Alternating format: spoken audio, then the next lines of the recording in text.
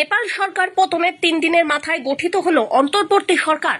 যে সরকারের দায়িত্ব নিলেন সে দেশে সুপ্রিম কোর্টের প্রধান বিচারপতি সুশীলা কার্কি। শুক্রবার রাত্রিবেলায় তিনি রাষ্ট্রপতি রামচন্দ্র পৌডেলের কাছে শপথ বাক্য পাঠ করেন।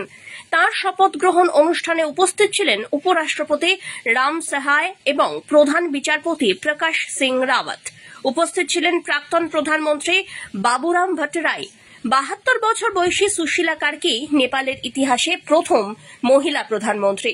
গত মঙ্গলবার পতন হয়েছিল ওলি সরকারের। বেনারস হিন্দু বিশ্ববিদ্যালয়ের প্রাক্তনী সুশীলা কার্কিকে মনোনীত করেন আন্দোলনকারী ছাত্র যুবরা।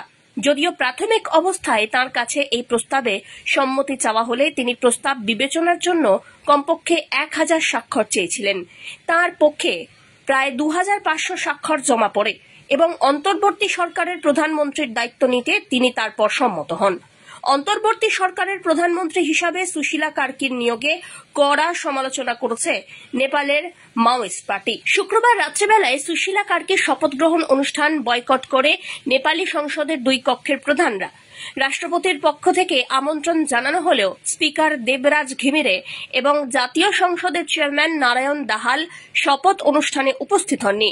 নেপালের জেনজি আন্দোলনকারীর কোর কমিটির অন্তর্বর্তী সরকারের কাছে আগামী নির্বাচনের সময়সীমা বেঁধে দেওয়ার কথা জানিয়েছেন। তাদের দাবি, আগামী 3 থেকে 6 মাসের মধ্যে নেপালের পরবর্তী নির্বাচন করতে হবে।